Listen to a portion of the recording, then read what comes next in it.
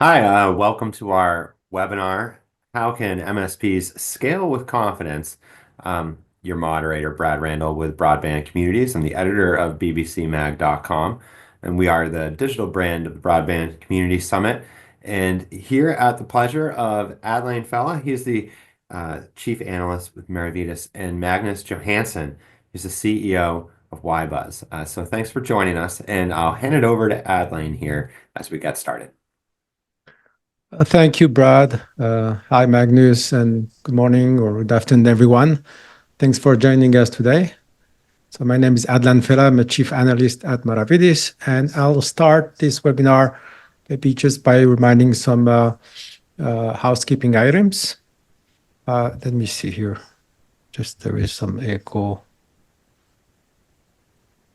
Okay, this event is being recorded and is available actually to everyone. Sorry, don't forget about clients. The handouts will be available tomorrow. And during the event, please feel free to submit your questions. And of course, at the end of the webinar, we would like you to tell us how we did and what we can improve through a very short survey. I'll be also running a couple of polls during the webinar to understand better the audience and what your pain points are. Quick word about Maravedis for those that are not familiar. We're a wireless infrastructure firm since 2002, based in Miami, Florida.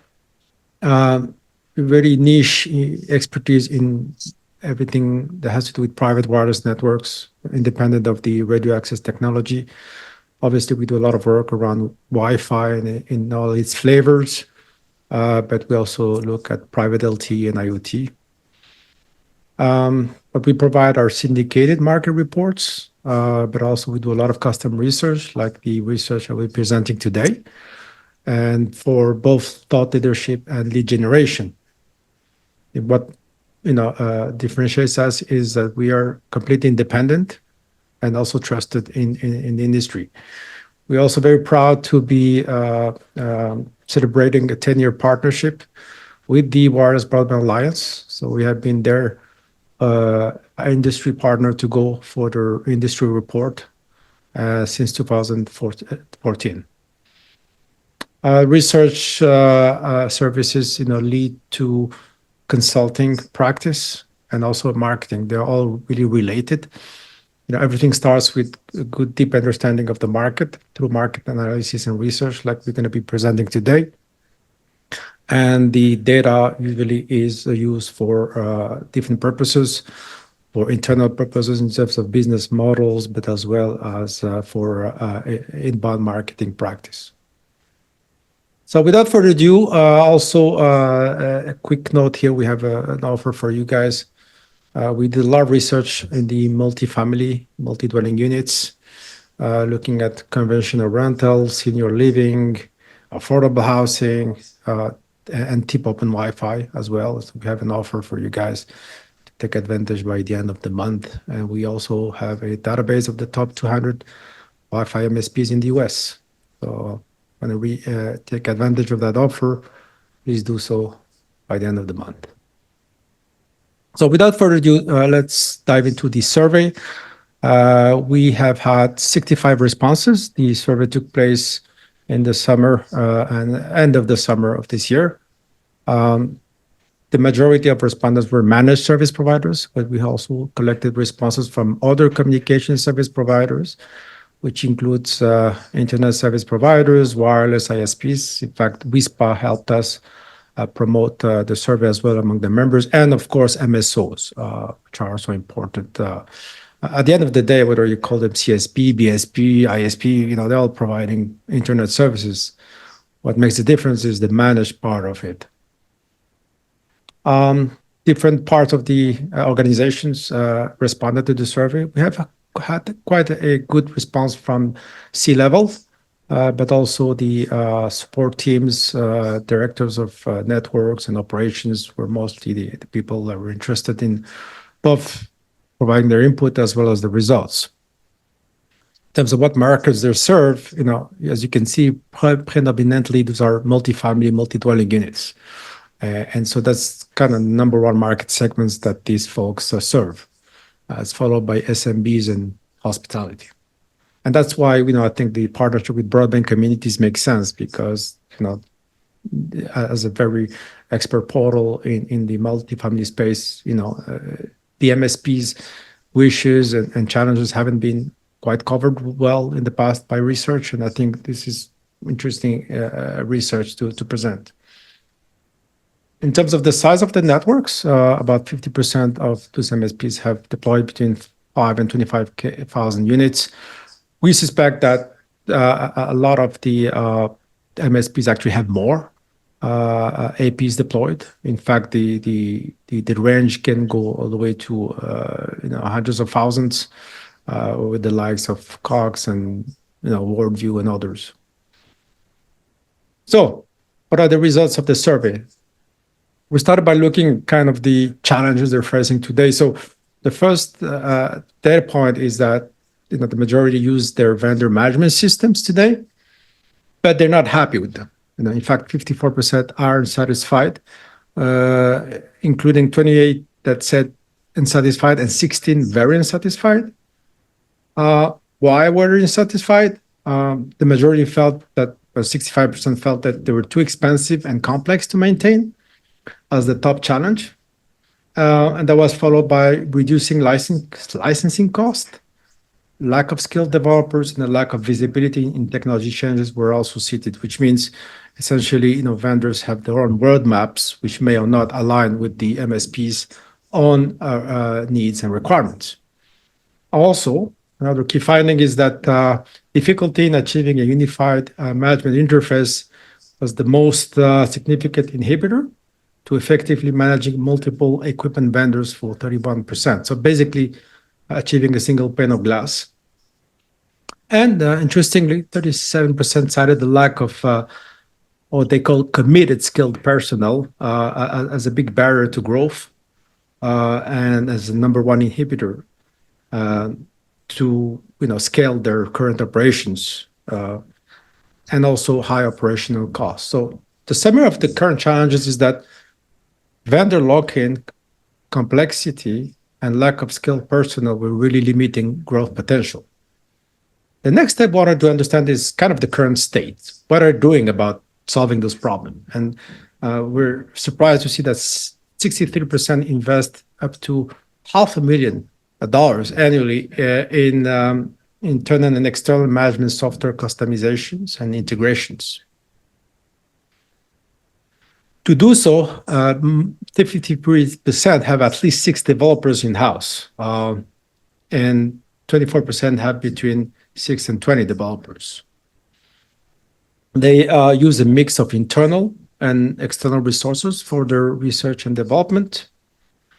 And the reason they do that is they want to access external specialized skills as a number one reason.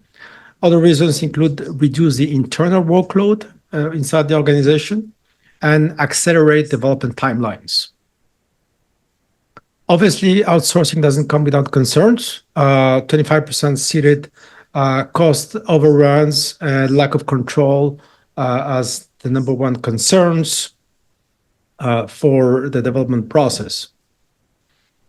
The bottom line of this is that despite the heavy investments, remember, between 200 and 500,000 annually, major issues not resolved. In fact, some of the MSPs we spoke to invest north of $1 million a year in R&D. So what is the ideal state for these MSPs? So again, a single pane of glass is the number one wish list for the MSPs, and that requires removing the vendor lock-in. So this is followed here by better integration with business systems. So it's not only integrating connectivity from, say, AP vendor A with AP vendor B, but it's also making sure that the platform integrates with property management systems and payment systems and other business supporting systems. 25% want greater control over features and integrations. What does that mean? Is that, again, I mentioned earlier that they have their own roadmap in terms of R&D requirements, which may or not align with the APE or infrastructure vendors' own roadmap. So that creates a friction for them. Again, this comes back to, and it's very linked, the need for a single pane of glass. So single pane of glass for multiple infrastructure vendors, single pane of glass for business processes and systems.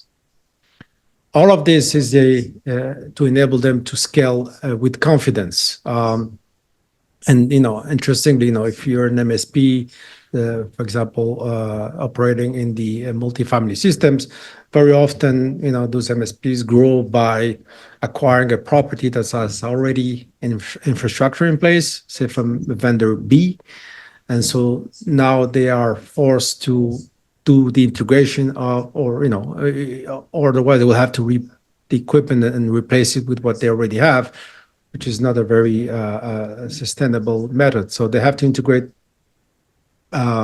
infrastructure vendors that they are not working with already, and they have to integrate business processes and PMS that they don't have experience with. So bottom line here is that MSPs have a lot of challenges, a lot of requirements, but they have a clear view of their ideal state they want to be in. So that ends my presentation. So I stop sharing here. I would like, maybe before we move on, to do a couple of polls here. Let's see here, kind of understanding who's part of the audience. So I'm going to give you a few seconds here to answer the poll. So we can tailor the Q&A to the audience. Still people still responding. I'll give it a minute.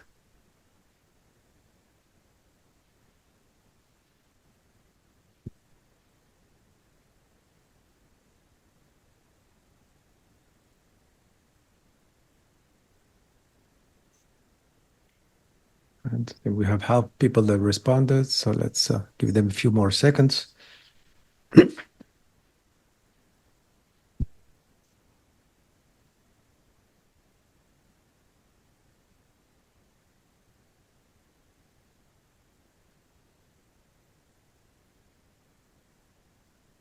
Okay, so all right, I'll end the poll here and share the results.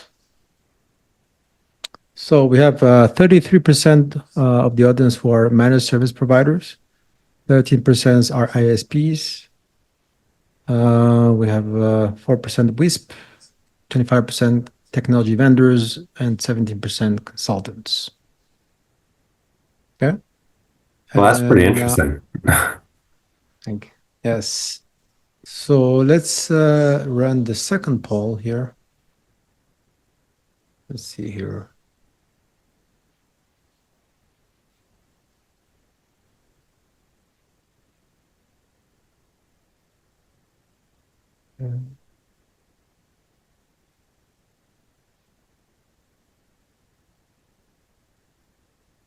Sorry, a second here.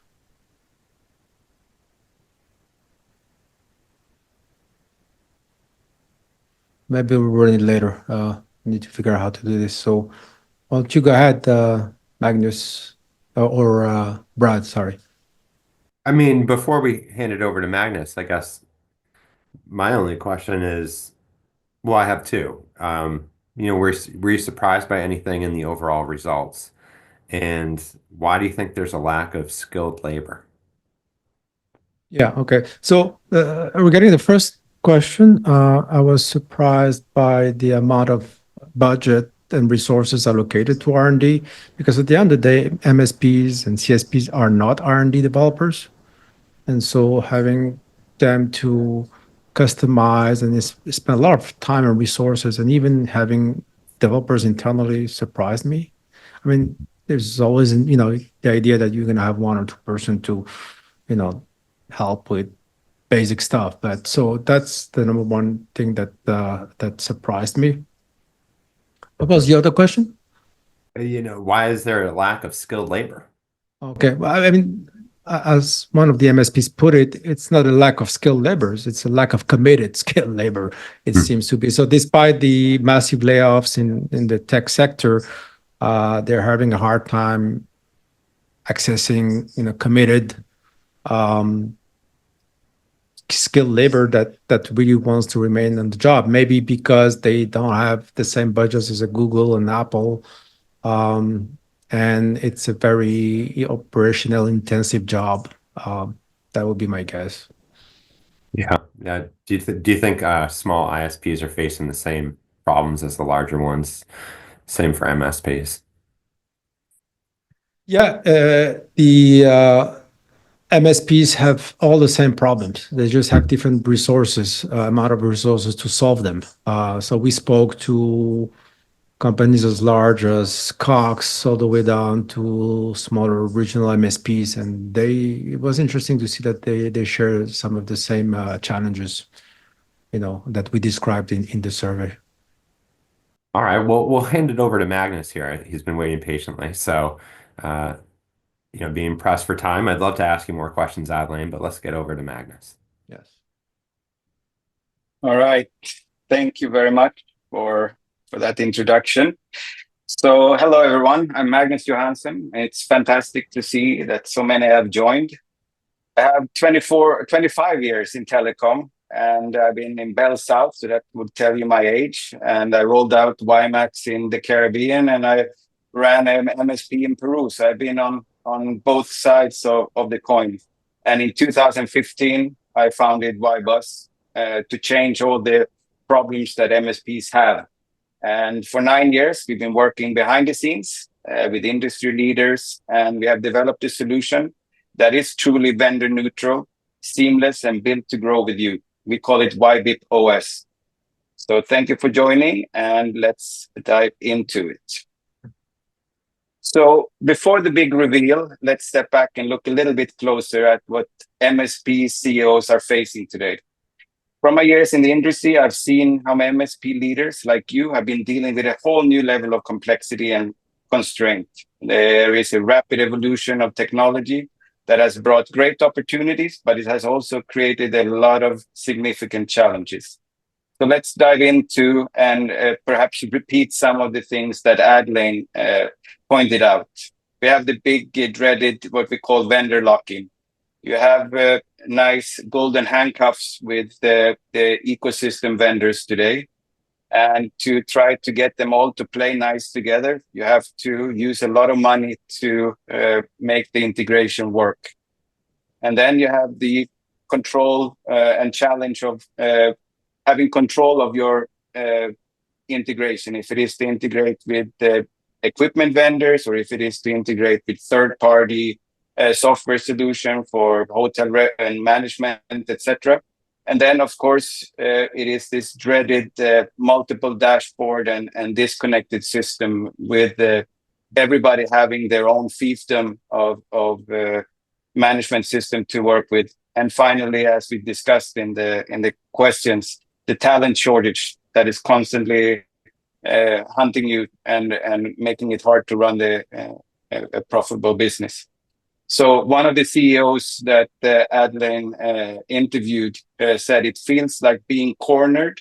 You want the best for your clients, but vendor limitations make it almost impossible. These aren't just annoyances. They are barriers to achieving real growth. So let's talk about the solutions that MSPs like you have today. Each of them have their drawbacks. We talked about vendor solutions. It works well. It is a great cookie cutter way of being able to deploy early.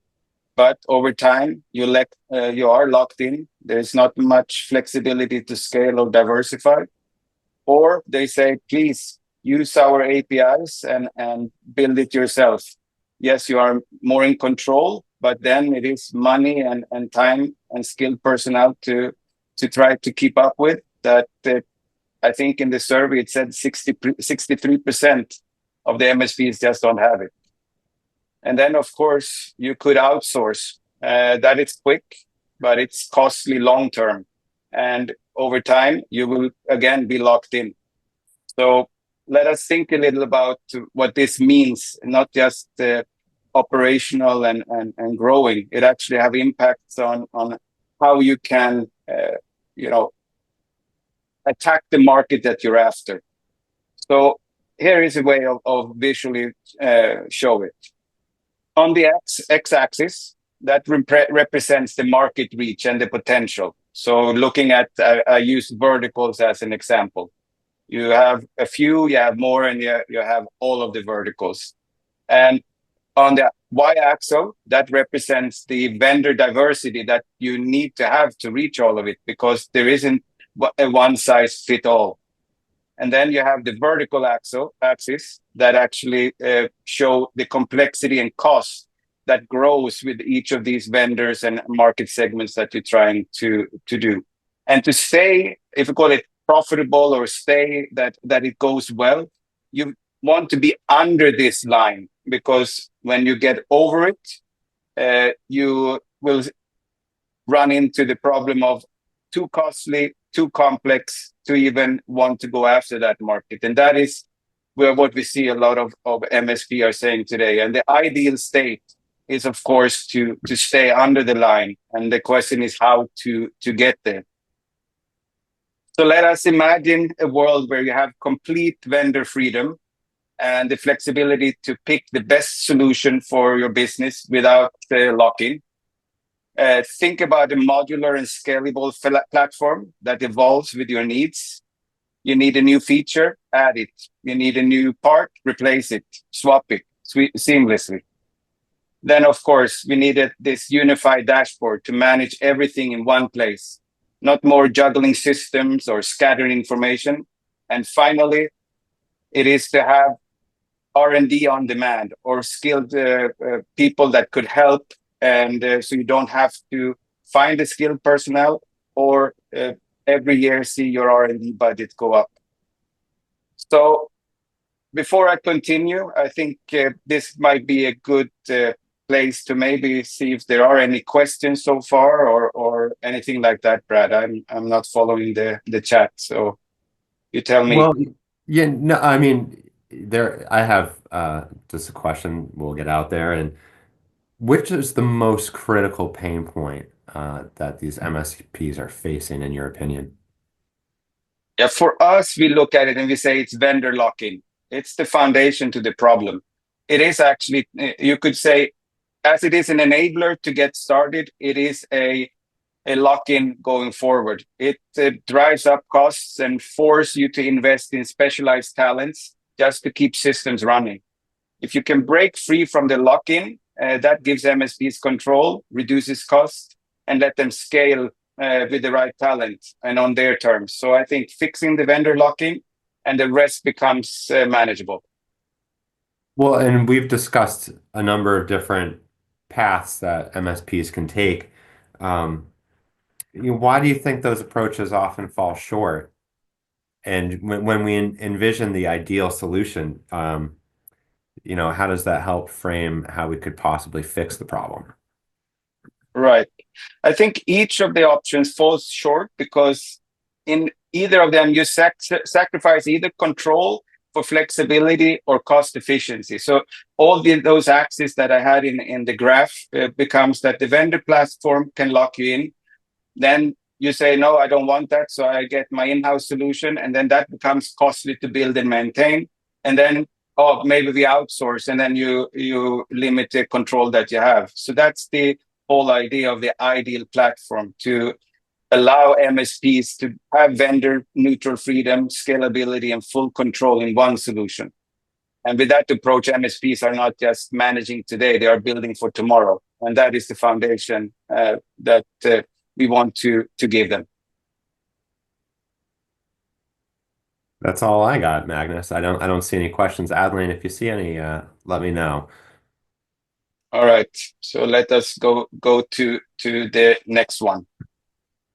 So let me introduce YBPOS. So we call it the ultimate MSP builder universe. And it's more than a platform. It's actually what we call a launch pad for crafting, innovating, and scaling your services exactly as you need with no limitation.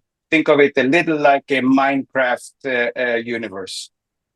So we offer vendor neutral freedom. You can connect with any major vendor of equipment, and we perform very deep API integration and managing and normalizing those vendor APIs so everything works seamlessly and unifies that into a unified dashboard that is multi-tenant, where you have control over everything from your clients to your devices to your way of operating. And it's all API first, meaning it's modular, scalable, and once you integrate, it's deployed everywhere. And it adds to add, replace, or upgrade your business becomes simple. And as long as there is APIs on the other end, we expose the APIs of YBOS to third parties, so that becomes a simple log integration. And finally, we don't just throw out to join us and to onboard and to become a part of this universe. You need to use this SDK and go and still have to have people to do it. We offer what we call a live SDK. It's our developer team, and you get that extension of experts, and they come actually inside. They are embedded in your team on the side. We are not outsourced. We could call it in-source with you and work with you to help you develop on this platform. And some of the key features is that it's your brand, okay? It's everything carries your brand. It's no competing logos on your identity. It comes with built-in options for hospitality, education, multifamily, and more. It's plug and play, not starting from scratch, meaning there are some curated, similar that why we call ourselves an operating system, an OS, that it comes with pre-built building blocks and use cases and automations that you can plug into. And then it has the ability to customize and add other things. And as you integrate, it's one time, because it's API management that is handled by us and mapped across all the services and solutions. And then it is that everything that we build with you, it's built to be automated so that you can have do deployments and other things on a consistent basis. So imagine that you can maximize your reach across all the verticals that you want to reach. And I have an example here to say you might be focusing on MDU. You might have a really good solution. Everything is ready for your upscale condos. And now you want to expand down market into student housing, affordable housing. And with that, you need to add the equipment vendors that are more appropriate for that. And that comes with a high cost. But with this, with YBOS, that limitation disappears. You can now serve every marketeer in the vertical by simply adapting the hardware and adjusting the services. The core integration, automation, and deployment processes stays intact across the universe. And of course, you have the single pane of glass branded, where you have the ability to control everything.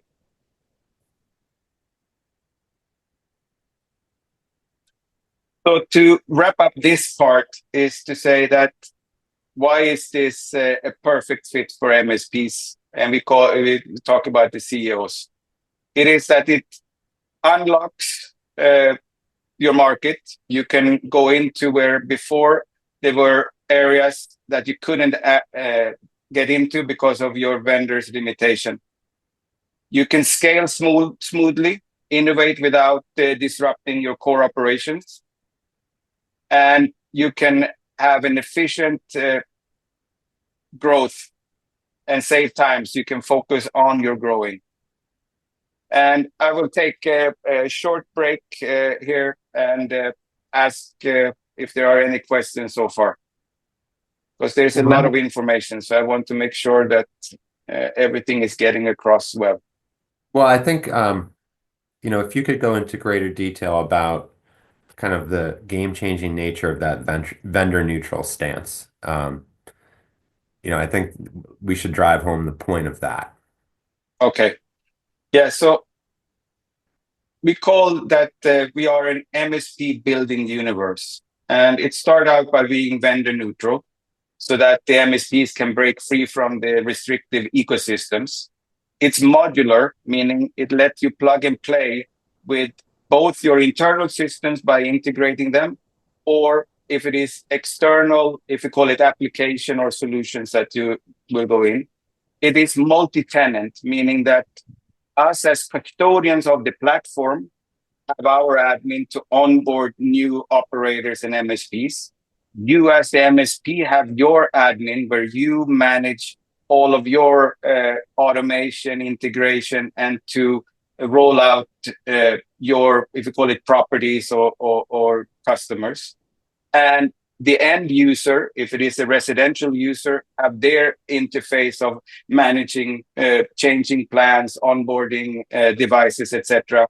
And then, of course, you have the classic captive portal solutions at the end.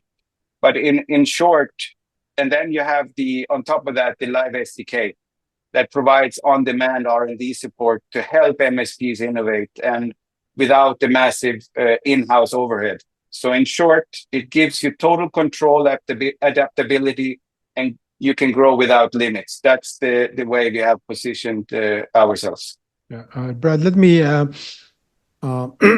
mention the question that came from the audience, and I think it's an important one, a legitimate one, given there's a lot of skepticism in the market about there's been a lot of talk about vendor neutral, but open systems like Plume, but at the end you're part of their ecosystem, right? So this one I think is very important and relevant. It says, does this not create another vendor lock-in in a scenario for YBIP OS customers, as this unlocks hardware vendor lock-in, but then you're locked into YBIP OS as a single pane of glass? What will we respond to that limitation? Yes, I think maybe look at it, and we will talk about it a little later. We're trying to look at this at the broader picture, more like an Android moment for the Wi-Fi ecosystem. It is to say, we are white label. We are totally a custodian of a platform. That's why we're talking about like Minecraft. The way we are licensing is not about locking you in. And the SDK is that it's there to help you. So in the end, any platform, I guess, will give you some walls that you are within. But that is if you're in Windows, you're in Mac OS, or you're in Android. So that's the way of looking at our platform, that it is not you're not becoming part of just YBIP OS. You are becoming part of a future where you are in control. And we can discuss that. I mean, you have the opportunity to have more of a one-on-one call with us where we can discuss this in more detail and maybe answer more of those hesitance or skepticism. Yeah, I mean, I think it's normal when, there's a new technology, or especially for a company that nobody heard about, that's not very well known, has been operating under the radar. I know you, but most of people don't. So yeah, I think those are legitimate concerns. Back to you, Brad.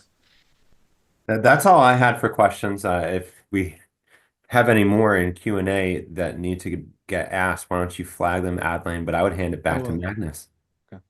All right.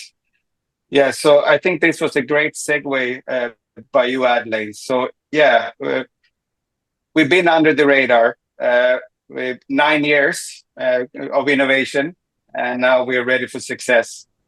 So, we were working behind the scenes, and we were working with some of the biggest players in the world. Actually, we were founded in 2015, and we have been a partner with Ruckus since 2016, and they have used us as a dedicated platform partner for delivering branded solutions to 10 of the major telcos in the US. And each solution has been seamlessly integrated, and it's hosted in Ruckus private cloud, and providing or proving that our capability to handle multi-tenant and high-demand environment with ease. And our journey has been all about rigorous testing, scaling, and reinvesting in developing this YBIP OS to be both robust and adaptable. And every lessons learned and every feature perfected under these years have been channeled into creating a platform ready to empower MSPs like yourself. So now we have exited our stealth mode, and we're ready with a battle-tested enterprise-grade platform that has powered telecom giants. And we are here to deliver freedom and unmatched reliability. So if there is any questions now, or maybe there more clarity or more surprises, but I'll stop there and see if there's any questions. There are. I guess the first one I'll throw to you, Magnus. This comes from anonymous. Vendor neutral means the solution is using open standards CWA operator managed Wi-Fi reference architecture. Is this supported? All right, that's the way we are working right now, because if you call it, the market is not yet ready with open standards. I mean, we have each of the vendors have, and that is the issue that we are in, that each of the vendors have APIs that anybody can use, but those APIs are not matched. So in this scenario, it is where we are working and being the custodian and the organizer of that, if you call it chaos, to allow for a single pane of glass. So that integration is the way it is right now. And over time, we see this as an opportunity for not just MSPs to work with us, but the same way that we have been working with Ruckus is that equipment vendors can work with us and over time see the value of actually having a open standard. And we are talking with company or organization like Cable Labs and others to see how we can help drive that open standard forward. Yeah, if I can add a few comments on the WB operator managed Wi-Fi reference architecture. To my understanding, that architecture is really geared towards a residential play, which is you're a large or a communication service providers providing broadband services directly to residential, which is kind of different from the MSP model where connectivity is a B2B transaction between a communication service provider and a property, either owner or operator, because then it's an enterprise play in that case. So someone correct me if I'm wrong, but the WBA operator managed Wi-Fi reference is not an enterprise architecture. But I would say, and it might be again, I will, shamelessly say that I would love to have that conversation with whomever asked it, and better understand it, because in the end we are not just technology agnostic. We are, agnostic to our goal is to we don't just manage AP controllers. We manage firewalls, switches, point-to-point radio, all of different IoT devices. We've even done a proof of concept integration with private 4G, 5G platform. So So we are open to be able to embrace any technology because we sit on top of what is underneath. So if the underlying is following the standard, then the internal of YBOS becomes a reflection of that. I hope that clears up a little bit. There's some Magnus, would interesting you like questions. another? I'm sorry, No, just Adam. just a quick comment. A lot of questions coming from anonymous attendees, so I guess they're a bit sensitive in terms of. But there is one I definitely want you to address, and has to do with how does tip open Wi-Fi fit into your system? Yes, I think that's. Let me do this in the next slide when we will talk about a case study. I will address that and see what has been done in real life with tip open Wi-Fi. Then let's Brad, keep you going. said you had a question. Well, in the interest of time, would you like another question, or would you like to keep going? No, we can keep the questions, and I think we will have time after the presentation to answer some, and we can always, if people want to, we can do a follow up and answer any questions. But let me talk about the real world success. This is a success story fresh off the presses. You know, we went out of stealth mode in January, and we closed the deal with an MSP down in Jamaica for the Ministry of Education, where it is that they have a two-phase approach. They are going to roll out 1,000 schools in total. In the first phase, it was a ruckus deployment to 346 schools.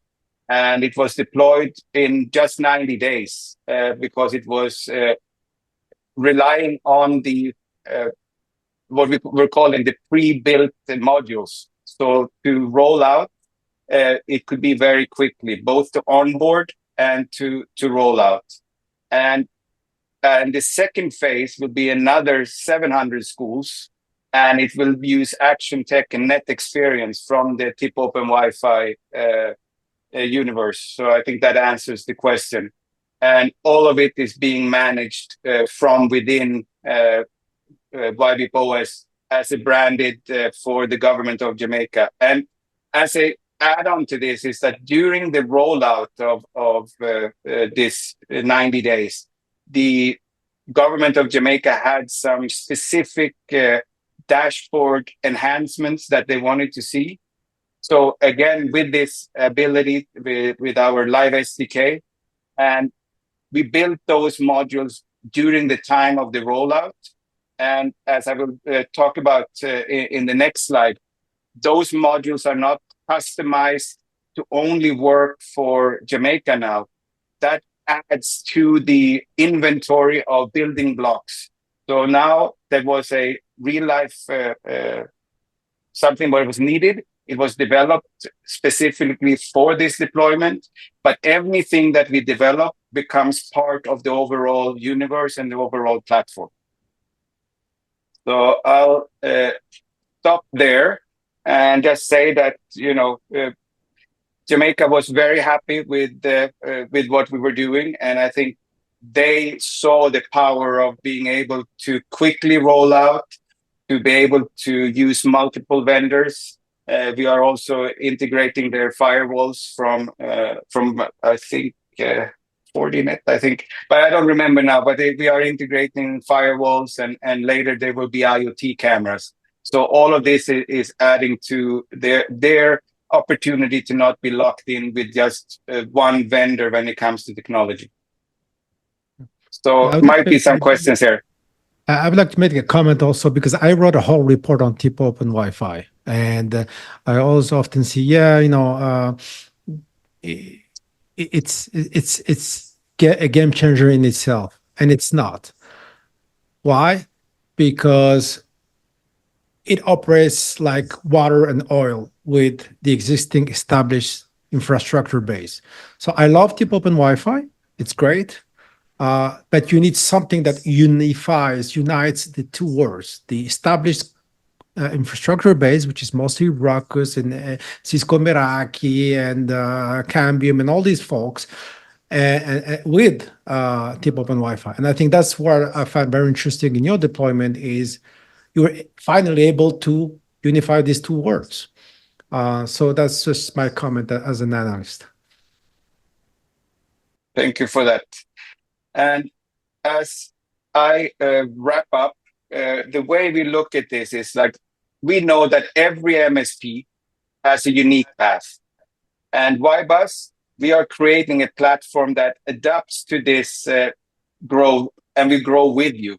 And it is a competition ecosystem, meaning that you are all inside this universe, but you all have your own domain that you are building within.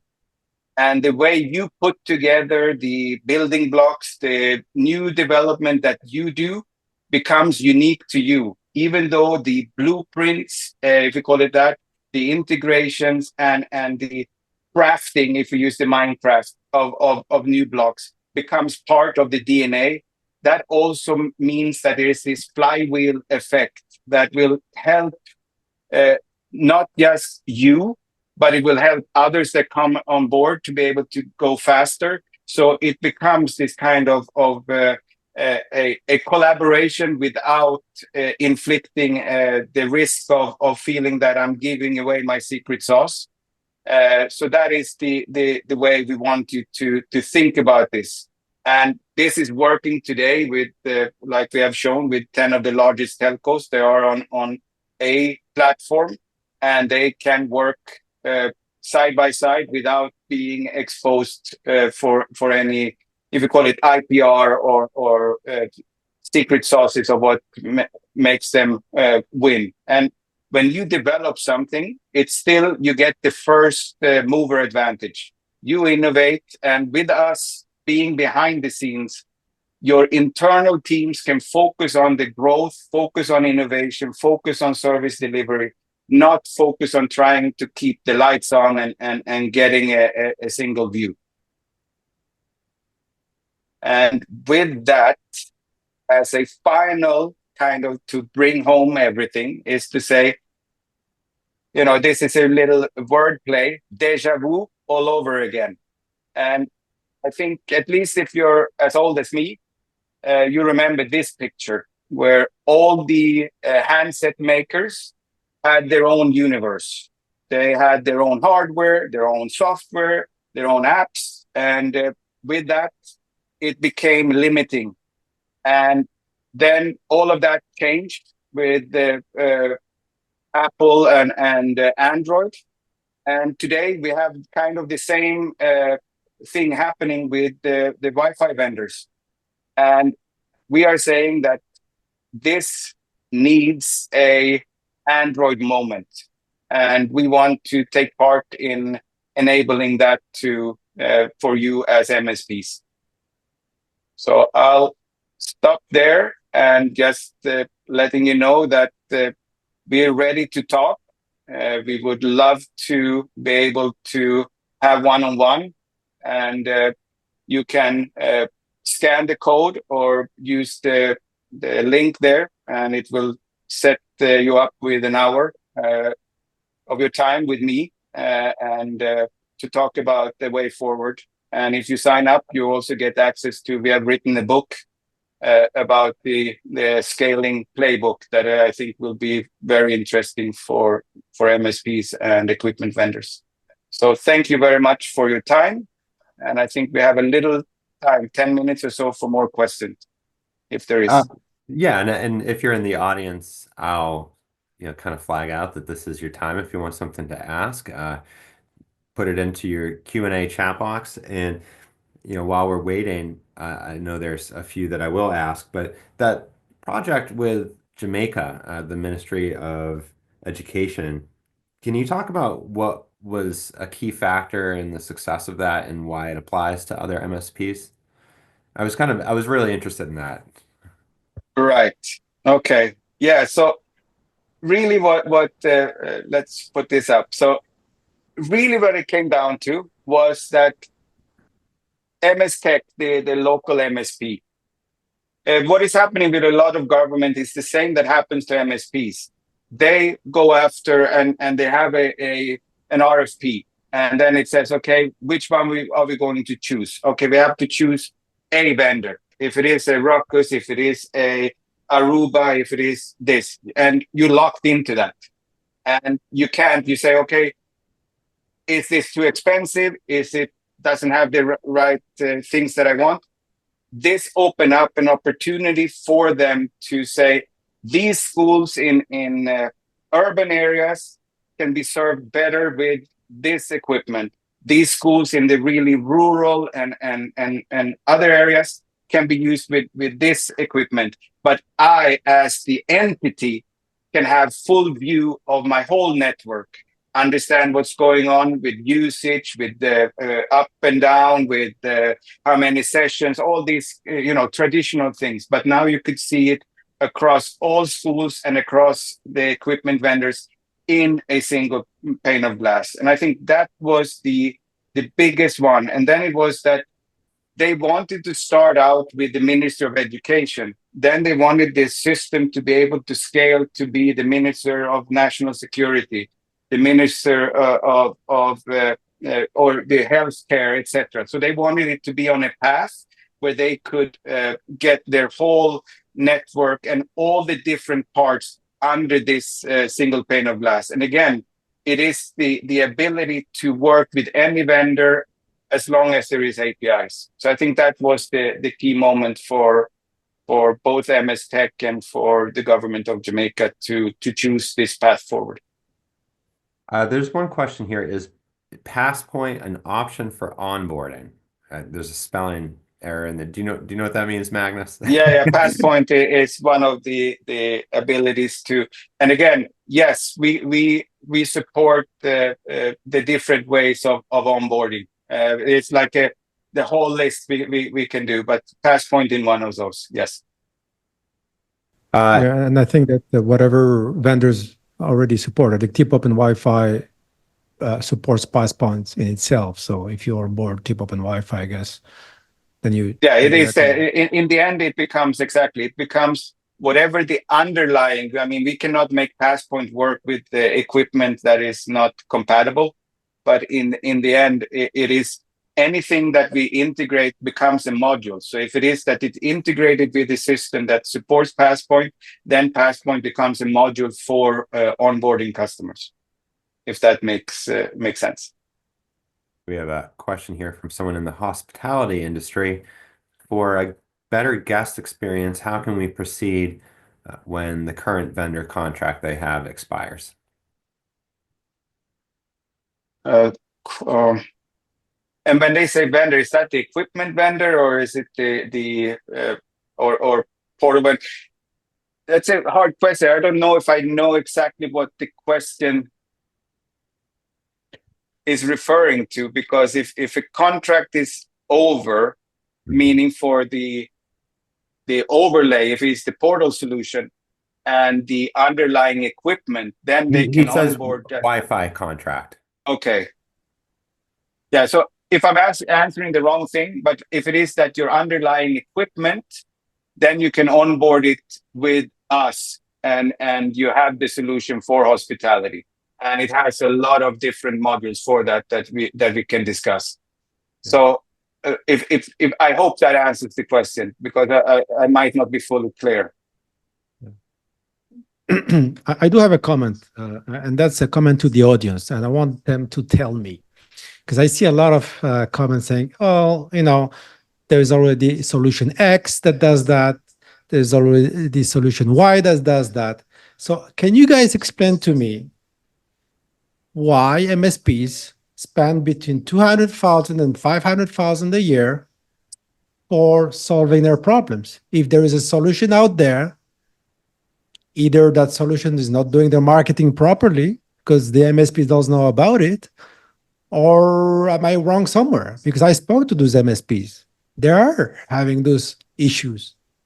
So I would love for people to reach out to me, maybe not right now, But as part of continued discussion, if they want to do research with me, and I'll be happy to sit down with them and ask them, like, what is it that you're doing that's so great that nobody knows about? Because I No, and I spoke to these think, MSPs. yeah, and I think, Adlane, I think the way is that has been the way for MSPs today is that you go down the route first with you say getting off the ground, I align myself with a equipment vendor. If it is a Meraki, Aruba, or Ruckus, and then you become, part of that, and you're not just competing against to win an MDU project. You're competing against technology. And then you say, no, I don't want that. I want to be able to integrate things, and you hire people and you spend a lot of money. So you are investing in solutions that you're spending money on. And then it becomes that is my secret sauce. But what I'm trying to say is that we see this as still restrictive, and we want to create really an open Android-like world where you focus on winning business, growing, maximize your reach. And for equipment vendors, it's the same thing, that you have long-term, if you call it, roadmaps of technology that you're doing. And then you have your APIs that you are asking the MSPs to use. We are in the middle there to say, we can help you develop all of this and move quicker. And equipment vendors, we can maximize and optimize your technology for each of these solutions, so that in the end, the MSPs can really pick and choose what is the best technology. And if it doesn't exist, they can then customize it and develop on top of it. So we are like a hybrid to what you're doing today. And I think we're running out of time, but I really, look forward to and hope that we can go to the last page, have the opportunity to speak to the MSPs and the equipment vendors and consultants and anybody to dig deeper into this, because in a presentation, you can only go so far. And I truly appreciate the time that everybody took to hear our story. And we look forward to hear from you. So thank you. Thanks, Magnus. Thanks, Brad. I think we're at top of the hour. I just want to remind everyone that we are available at Maravedis to do custom research like this one, which was, by the way, sponsored by YBuzz. I want to thank you, Magnus, for your trust, all the efforts you put into this. It wasn't an easy survey at all, because those folks, MSPs, they don't get research very often. And it was really an honor and a pleasure to share the results survey. We'll look forward to doing much more in the future. The recording will be available tomorrow. You're going to have a bunch of resources that'll be shared with you, including the scaling playbook that I had the pleasure to co-write with Magnus. And I want to thank you, Brad, also for doing an excellent job in moderating. As always, we have this tremendous relationship with the broadband communities, and we look forward that to grow. And I want to thank, of course, the audience for sticking around. Let's the discussion continue offline. Thanks for Thank having you. me, Adlane. Thank you, everyone.